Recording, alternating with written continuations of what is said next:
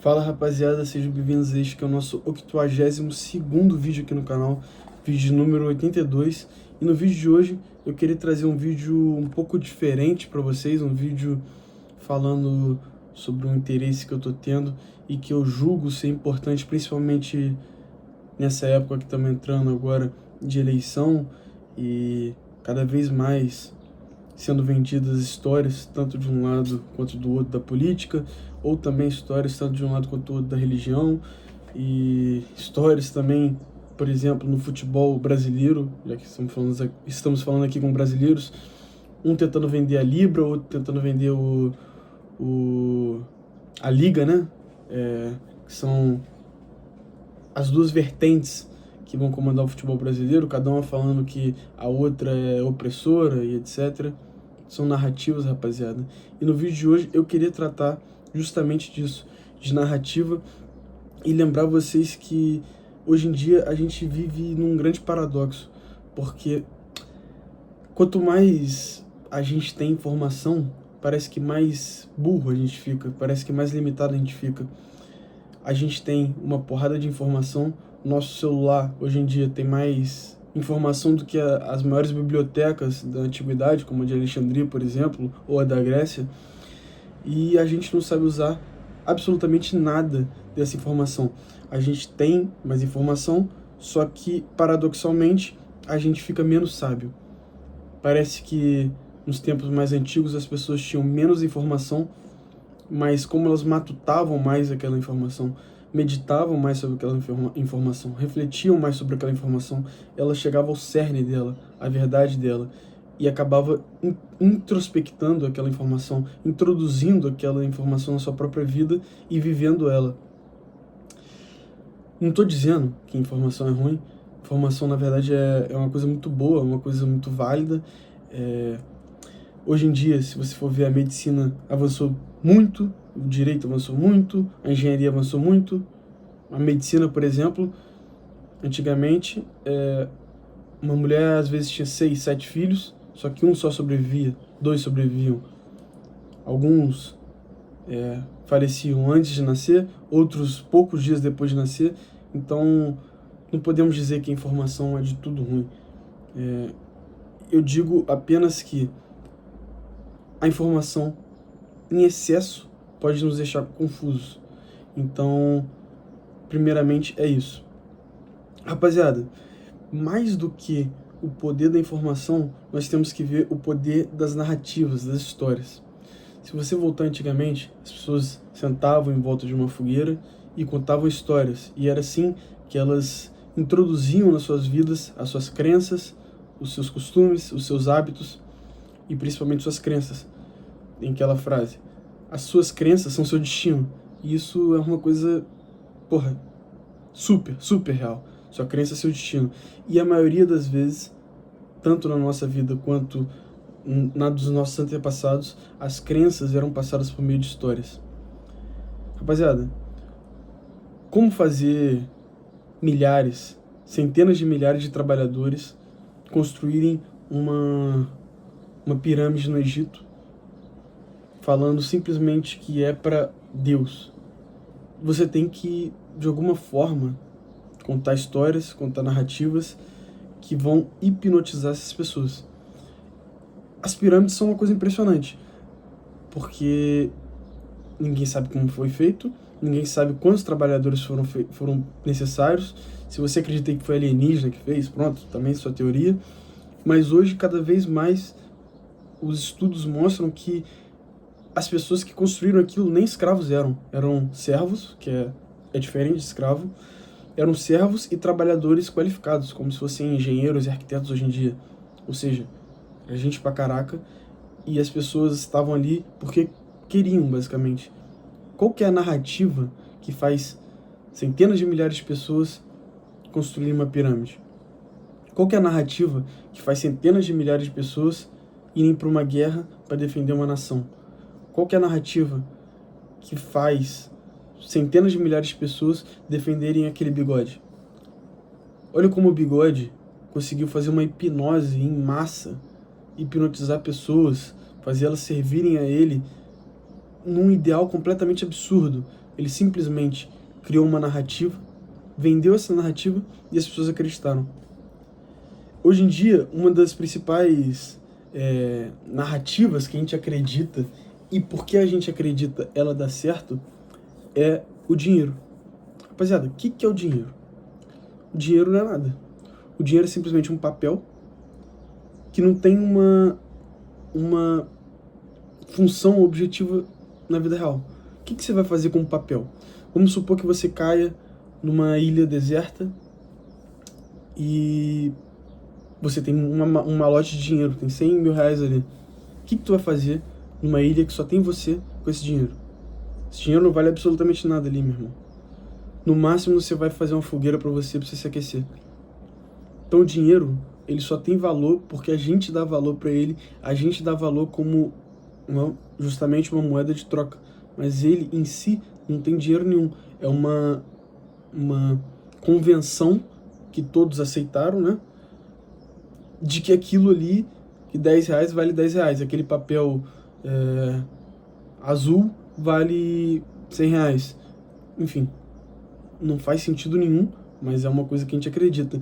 E se a gente deixasse de acreditar, se todo mundo falasse, cara, dinheiro não vale nada, a gente voltaria aí ao escambo, eu te desse a caneta em troca de um marca-texto.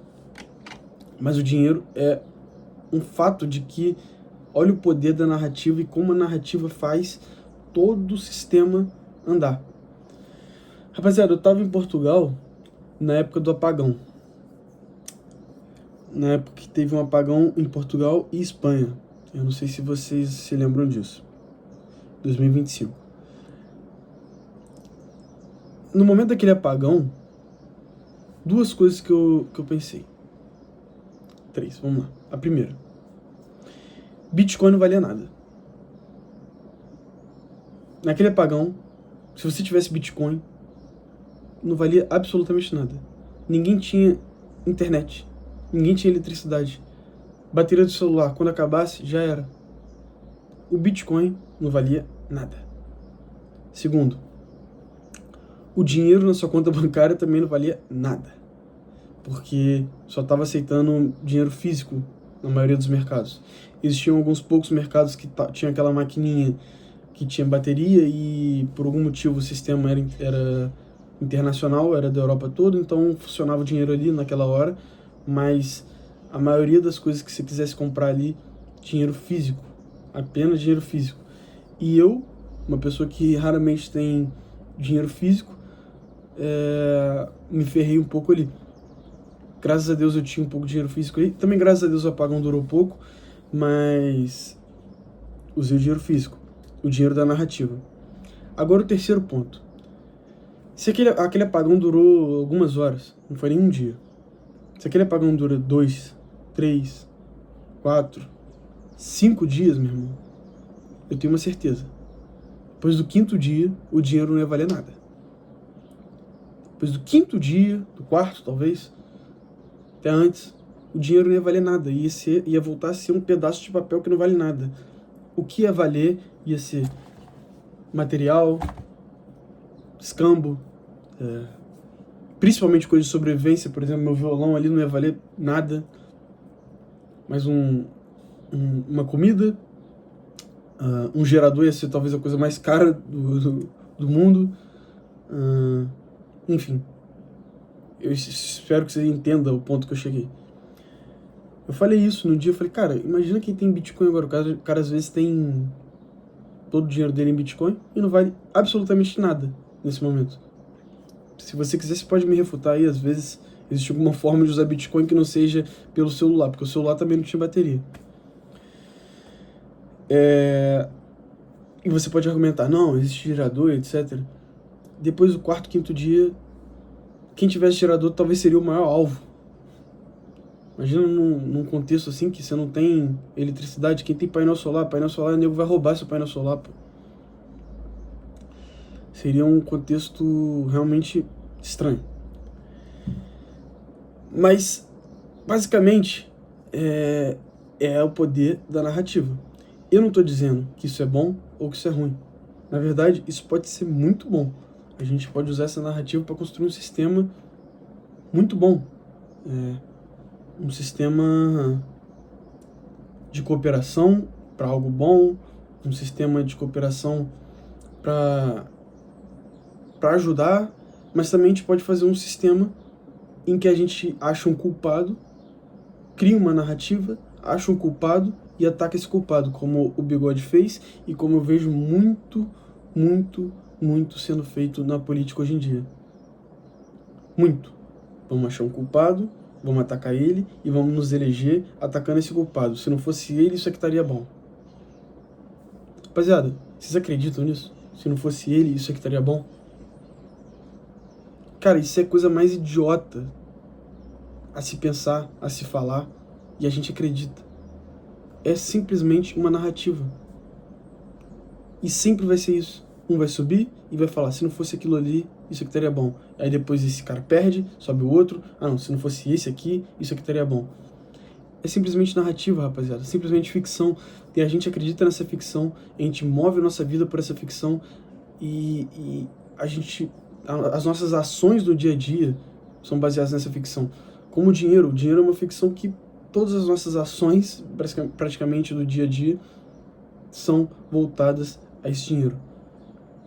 Rapaziada, uma coisa é a realidade objetiva.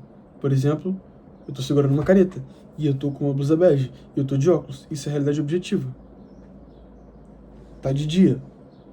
Realidade objetiva. Outra coisa é uma realidade subjetiva. Por exemplo, eu sei que eu tô com dor de cabeça agora. Eu sei que eu tô com calor. Tá calor aqui. Você não sabe que eu tô com calor ou que eu tô com dor de cabeça. Isso é uma realidade subjetiva. Só eu percebo. Agora, a história, a narrativa, é uma realidade intersubjetiva.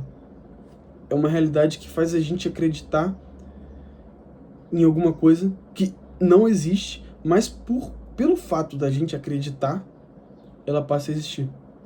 Como, por exemplo, o dinheiro, as leis. A lei é alguma coisa que pode ter se debatido. Existem pessoas que vão defender que existem leis naturais, que o mundo já veio com leis naturais. Estou dizendo lei do direito, não lei da gravidade, etc. Isso aí. Mas leis do direito, como o direito à propriedade, direito à vida. Isso foi alguma coisa que o ser humano criou, é uma realidade intersubjetiva ou uma realidade objetiva? Isso vai ser debatido aí e não vai ser eu que vou debater isso também e a gente não vai chegar a uma conclusão aqui. Mas saibam que há esses 3 tipos de realidade e que você tem que ficar muito atento na realidade intersubjetiva e qual narrativa, principalmente, qual narrativa você está comprando. Se você for ver também, narrativas de isso é pseudocientífico, isso é uma narrativa. Ou isso é científico, isso é uma narrativa. Teorias da conspiração, narrativa. Todos os teóricos da conspiração são loucos, uma narrativa. Tudo é uma narrativa que tenta te colocar também, nesses exemplos que eu te disse, numa caixa, num nicho, te limitar. A indústria farmacêutica